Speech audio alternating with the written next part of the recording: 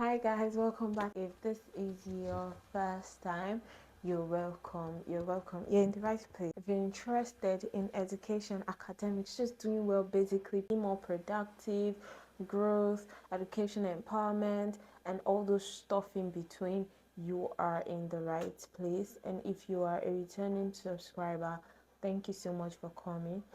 If you're a returning viewer, don't forget to like, share, subscribe, and do all those fun stuff. Today we're going to be talking about something interesting, something I've always wanted to talk about, something I've always been looking for the platform to say because I discovered it in my final year in university. Like I really discovered these things before I left school, and I wrote about it. I wanted it to be uploaded on my college blog, and they said they were not uploading anything on the blog. So yeah, I'll just come and say it here now that I have a channel. So today I'm going to be talking about 5 things I wish I did as an undergraduate. If I were to be an undergraduate again, I will do. So yeah, let's get right into the video.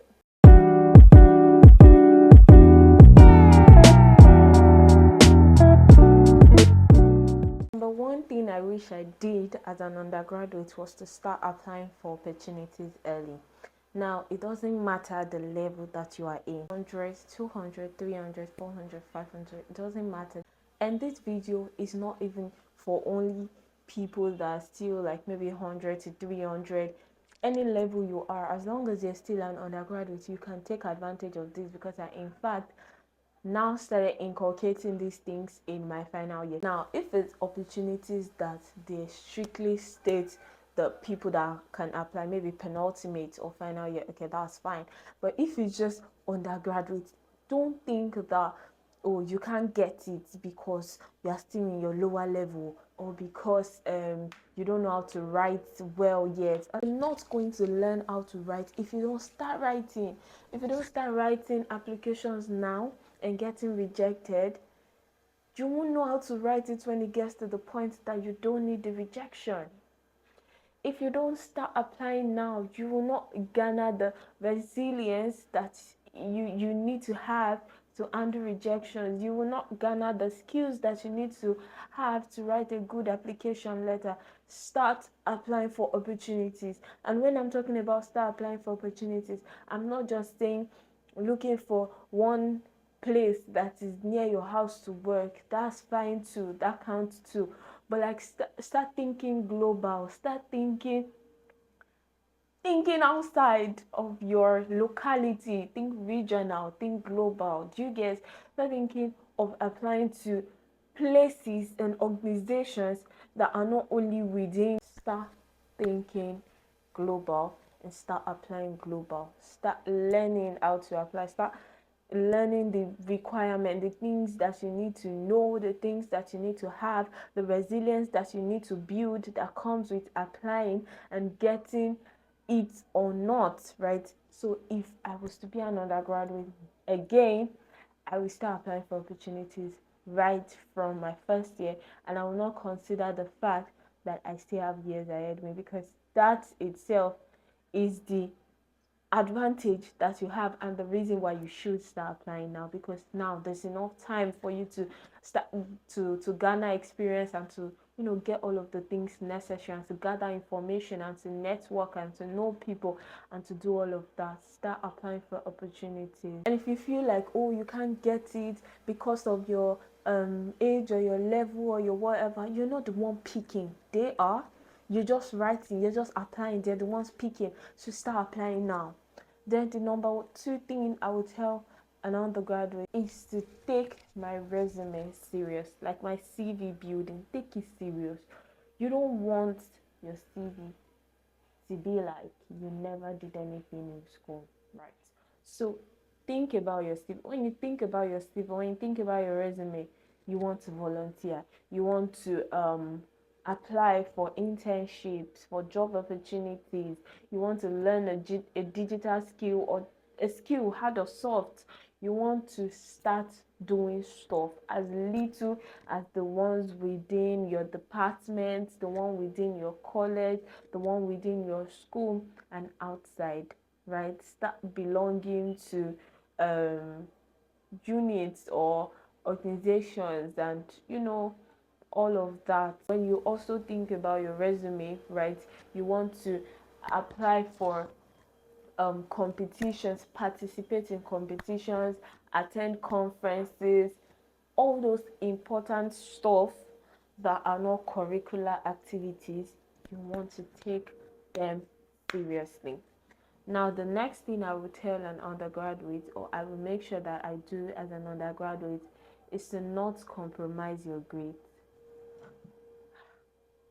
Take this one seriously, because the moment you write your final exam in your final semester, you lose the power to dictate your grades. Now, it doesn't matter the level you are, I promise you. Even if you're in your final year, it doesn't matter the level that you are. You can still dictate your grades. You can still do something. There's still points to earn, right? Imagine in the course of your 4 or 5 years, you were on like a 4.7 or 4.6 CGPA, and then you eventually spend your complete 4 or 5 years, you graduate, and you finish with like a 4.4 something, or like a 3.3 some, just something that is 1 point to a second class or 1 point to a first class. There's nothing more painful than that. There's nothing as painful as that. Like when you're just a few points to a higher class, there's nothing more painful than that. And guess what? By that time, there's nothing you can do about it. So now you have the power to dictate your grades. Put in effort. Put in effort. If you finish school and you don't finish with a good grade, it's going to keep paining you. Even when you eventually do well, like you're doing well for yourself, you've made it and all of that, once in a while you just wish that you put in a little more effort. Now is the time some other people are out there wishing for. Put in the effort now. Don't compromise your academics. Don't compromise your grades. You have the power to do. That's what I keep saying. You can dictate your grades now. Literally, like you can say, now I want to have a 4.9 this, and you can get the 4.9 whatever. Why? Because you're still in school. Now I can't say that. Why? Because I'm not in school. Do you get? No man undergraduate data. Do you get what I'm saying? So take your grades seriously. The fourth thing you want to do is to serve. Serving is as little as volunteering to be the group leader of your group for a class project. It's as little as volunteering to be something in a conference that's coming up. Serving can be as little as helping someone to do something. Just have a leadership moment in school. It can be as little as that, and it can be as serious as vying for a position, going to be, an executive in your department. It can be as serious as that too. Have a leadership moment, serve, help, assist, turn up, all of those stuff. And the last thing that I will tell an undergraduate now is to start thinking about after school.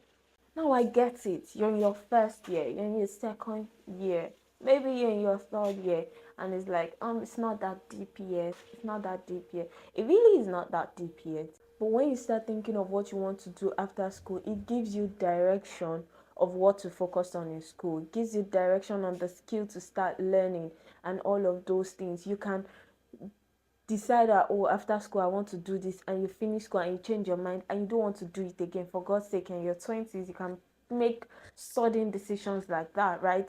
If I were to be an undergraduate now, I would consider what I want to be doing after school, and I would take it into consideration to what I'm doing in school. So now, what do you want to do after school? If it's something that has to do with a skill, are you already learning the skill? Are you already good at it? What is it that you want to do after school? It may not necessarily be like your main future ambition. It might just be something else that you want to do alongside. Do you get? It just gives you direction to what you should be doing as an undergraduate, and it's not a do or die something or a one size fits all something. It's not like, oh, you can't change your mind later, or you can't say I'm no more doing later. Do you get? It just gives you direction to know what you should be doing. So when you know what you want to do after school, you know if you should be learning something now, or if you should be taking a course now, or if you should be writing something now, or if you should be preparing to study something now, or if you should be saving for something now, right? Do you get? So when you think about it, it just gives you direction. And you know the most interesting part, when you finish school and you decide that you don't want to do that again, that skill, that thing you learned, that money you saved never goes to waste. It works for the new thing that you want to do.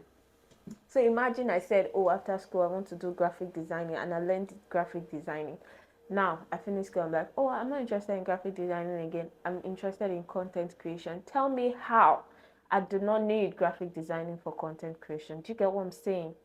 Yeah, I'm sure you do. Start thinking about after school. It gives you direction. I hope with these few words of mine, I've been able to tell you the things to focus on besides your academics or with your academics as an undergraduate. Don't forget to like, share, subscribe, turn on your post notifications so you receive notification when I post, and do all those fun stuff. Thank you for watching my video. Until next time, keep excelling. Bye.